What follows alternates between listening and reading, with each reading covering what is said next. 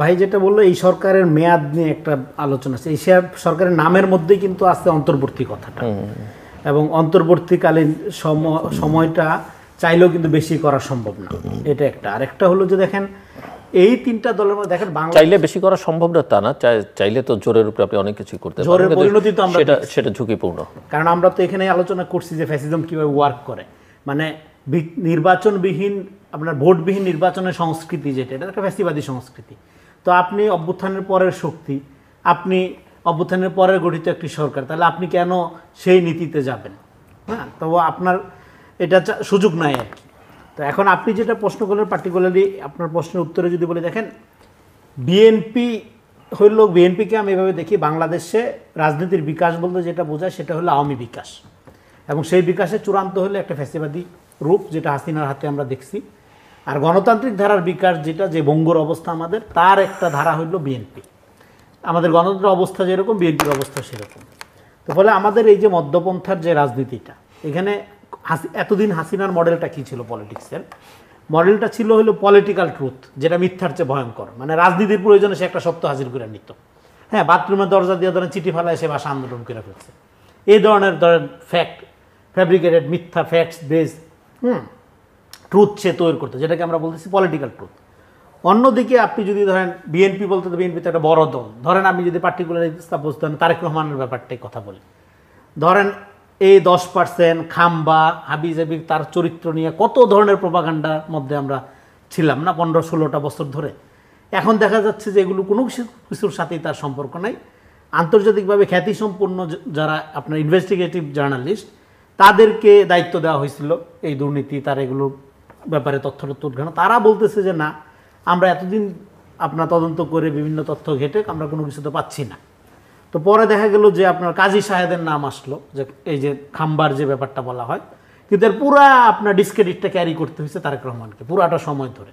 এবং এই যে সংঘবদ্ধ একটা মিডিয়া ক্যাম্পেইনিং ধরেন তার বিরুদ্ধে চলছে, কিন্তু সে একবারও বলে নাই আমি নির্দোষ, আমি কিন্তু এগুলো করি নাই। এই যে মিথ্যা আপনার বিরুদ্ধে ধরেন প্রচণ্ড মিথ্যার একটা ধরেন সাম্রাজ্য গড়ে তোলা হইলো, কিন্তু তার বিরুদ্ধে আপনি একটা কথাও বললেন না, নিজেকে ডিফেন্ড করার চেষ্টা করলেন না। এইটার একটা রাজনীতি আছে, এবং এই রাজনীতির একটা সময় লাগে, কিন্তু এটা উইন করে। এটা আমরা এখন দেখি। এখন আমি দেখতেছি কালকে প্রচুর কার্ড দেখলাম আমি, মানে সোশ্যাল মিডিয়াতে নিউজ দেখলাম, যেখানে আপনার এই জিনিসগুলো আলোচনা করা হচ্ছে, বলা হচ্ছে যে হ্যাঁ, যে তাহলে তো আপনার এই আপনার 10% বা ইলেকট্রিক খাম্বার যে ব্যাপারগুলো, এগুলো তো এরকম ছিল, হ্যাঁ, অমুক গ্রুপ জড়িত ছিল, কাজী সাহেব, মরহুম কাজী সাহেবের নাম আসতেছে, তাহলে এতদিন যে তারেক রহমানকে কেন্দ্র করে এটা হলো, তাহলে তার একটা মিথ্যা প্রপাগান্ডা ছিল। কিন্তু এই মিথ্যা প্রপাগান্ডার পক্ষে কিন্তু অনেক জনমত তৈরি করা ছিল। ফলে এটাকে আমি বলতেছি আপনার পলিটিক্স অফ ট্রুথ, সত্যের রাজনীতি। এবং মধ্যপন্থার রাজনীতি এবং বাংলাদেশ নির্মাণের রাজনীতি হইতে হবে সত্যের রাজনীতি, ট্রান্সপারেন্ট, স্বচ্ছ হইতে হবে। আপনার যেটা গাফিলতি বা খামতি, আপনার যেটা অপূর্ণতা, আপনার যেটা অযোগ্যতা, আপনি পাবলিকলি বলেন যে ভাই এটা আমার অযোগ্যতা, আমি এটা করতে পারিনি। হ্যাঁ, আপনি সব কিছুতেই যোগ্য, আপনি সব কিছুতেই সেরা, আপনি সব ভালো করছেন, এই জিনিস বলার দরকার নেই, মানুষ বুঝে। এবং জনগণকে বোকা মনে না করা। তো এখন আমাদের এই পলিটিক্যাল ট্রুথের জায়গা থেকে বের হয়ে আইসে পলিটিক্স অফ ট্রুথ, এই রাজনীতিতে ফিরতে হবে। আমি যতটুকু বুঝি, অভ্যুত্থানের পরে তারেক রহমানের বক্তব্য বা আমার সাথে ওনার সরাসরি কোনো কথা হয়নি, হয়নি, কিন্তু আমি যতটুকু বুঝি আমার রাজনৈতিক পর্যবেক্ষণে, বা আমি বিএনপিও করি না দলীয় পোস্টে, উনি পলিটিক্স অফ ট্রুথের রাজনীতিটা করার চেষ্টা করতেছে। ইভেন আপনার শেখ হাসিনার পতনের পরে খালেদা জিয়া একবারও আলোচনায় শেখ হাসিনার নামটা পর্যন্ত নেননি, তার দ্বারা সে কী পরিমাণ নির্যাতিত হয়েছে, কারণ এটা দরকার নেই। কারণ এটার এই মিথ্যার রাজনীতিটা এবং এই পলিটিক্যাল ট্রুথ বানানো সত্যের রাজনীতিটা চলে না। আপনার এই জন্য একটা পলিটিক্স অফ ট্রুথের রাজনীতি করতে হবে, ট্রান্সপারেন্ট রাজনীতি করতে হবে। এইবার এই ট্রান্সপারেন্ট রাজনীতির ক্ষেত্রে বিএনপির ক্ষেত্রে আরেকটা কথা বলবো, বিএনপি দল হিসাবে খুবই ভালো, কিন্তু অনেক খারাপ মানুষ এই দল করে, অনেক খারাপ মানুষ করে। কারণ হলো নানা রকম মতাদর্শের লোকের মধ্যে আছে, কিন্তু দল হিসাবে খুবই ভালো, মধ্যপন্থার দল। এবং আমরা যেটা বলছি, বাংলাদেশের রাজনীতি বিকাশ হবে কোন পথে? মতাদর্শ থাকবে সমাজে, রাষ্ট্র হবে ভ্যালু বেসড। এবার ভ্যালু বেসড রাষ্ট্র আপনি করবেন কিভাবে? আপনি করবেন পার্সন উইথ ভ্যালুস, যে লোকটা ভ্যালু ধারণ করে তারে সামনে রেখে রাজনীতি করবেন। চোর বাটপাড়ের একটা ক্লাব করলে তার সেটা রাজনীতি হবে না।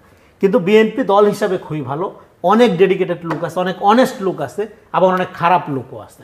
ফলে বিএনপির জন্য এটা একটা চ্যালেঞ্জ যে আপনি এই যে ভ্যালু বেসড রাজনীতি করার জন্য পার্সন উইথ ভ্যালুজকে আপনি সামনে আনতে পারতেছেন কিনা, এটা আনতে পারলে আপনার ট্রাস্ট তৈরি হবে। এবার অন্য দলগুলো সংক্ষেপে বলি, খুবই সংক্ষেপে। এবার জামাতের ক্ষেত্রে প্রবলেম হলো জামাত রাজনীতিতে যদি 2 কদম আগায় 4 কদম পিছায়। কারণ হলো জামাতের ব্যাপারে জামাতের ডিসিপ্লিন ভালো, সব কিছু ভালো, কিন্তু যেই ধরনের ক্যাডার ভিত্তিক রাজনীতি জামাত করে, অভ্যুত্থানের পরে মনে হয় না জেনজি জেনারেশন এই ধরনের ক্যাডার ভিত্তিক রাজনীতি দেখতে চায়। ফলে জামাতের বিকাশ, জামাতের যেই স্ট্রাকচার আছে তাতে কতখানি হবে আগামীতে, এটা নিয়ে আমার সন্দেহ আছে। আর এনসিপি হইলো, ধরেন এনসিপি হইলো একটা, এনসিপি যদি শুধু বিএনপির রাজনীতিটাই করে, মানে বাংলাদেশ তো মধ্যপন্থা রাজনীতি করতে হবে, কারণ গ্লোবাল হিসাব টিসাব সব কিছু মিলাইয়া। তো ফলে এনসিপি আমি মনে করি রাইটলি একটা মধ্যপন্থার রাজনীতি করে, এবং এনসিপি যদি শুধু বিএনপির রাজনীতিটাই কইরা যায়, এবং বিএনপি যে জায়গায় ফেল করতেছে সেই জায়গায় সে যদি শুধু আপনার ধরেন যে অ্যাচিভ করার চেষ্টা করে ফেলারটা, তার রাজনীতি দাঁড়ায় যাবে, তার আর কিচ্ছু করার দরকার নেই। কারণ বাংলাদেশের উন্নয়নের মডেল একটা সভারেন স্টেট আকারে দাঁড়ানোর মডেল, এটা জিয়া রহমানের মডেল। এবং জিয়া রহমান লোকটা যে সৎ ছিল এটা তার শত্রুরাও বলবে, তার গুণমুগ্ধদের বলার দরকার নেই। তো ফলে আপনাকে ওই জায়গায় প্রথমত পার্সোনাল অনেস্টি, ইন্টিগ্রিটি এবং ট্রান্সপারেন্সি, এই জায়গাটা আপনি যদি এনশিওর করতে পারেন একটা পার্টির মধ্যে, হ্যাঁ।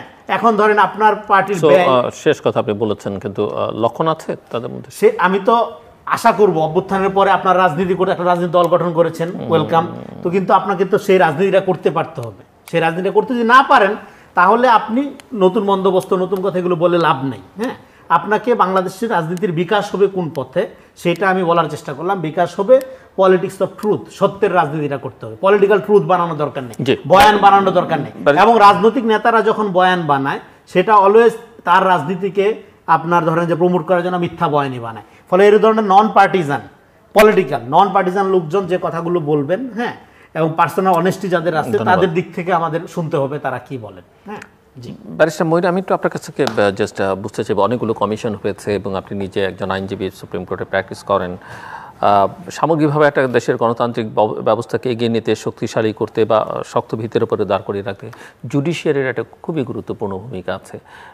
কি অবস্থা? মানে আমি বলছি যে জুডিশিয়ারির নিয়েও একটা সংস্কার কমিশন হয়েছে, তারাও রিপোর্ট দিয়েছেন, নিশ্চয়ই আপনারা সেগুলো দেখেছেন, এবং সব মিলিয়ে আজকের বাস্তবতায় কোন জায়গায় দাঁড়িয়ে আছে জুডিশিয়ারি এবং কতটা আশাবাদী হতে পারি আমরা? এটা কিছুটা আত্মসমালোচনার মতো করে আমি আলোচনাটা করি। নির্বাচন রিলেটেড বা পুলিশ রিলেটেড এই কমিশনগুলোর সংস্কার ইভেন পার্লামেন্টের আগেও এই সরকারই করতে পারে, কারণ কিছু আইন পরিবর্তন করলে, ব্যক্তিদের কিছু প্র্যাকটিস পরিবর্তন করলেই সংস্কার করা যায়। সংবিধানের ক্ষেত্রে পার্লামেন্ট একটা গুরুত্বপূর্ণ জায়গা, কিন্তু জুডিশিয়ারি এমন একটা জায়গা, এটা মানুষের মনের জায়গা। জুডিশিয়ারির পরিবর্তন করতে গেলে আপনি রাতারাতি পরিবর্তন করার কোনো সুযোগ নেই। কেন নেই? বিগত বছরগুলোতে আওয়ামী সরকার জুডিশিয়ারিকে যেভাবে ব্যবহার করেছে, বলা হয় যে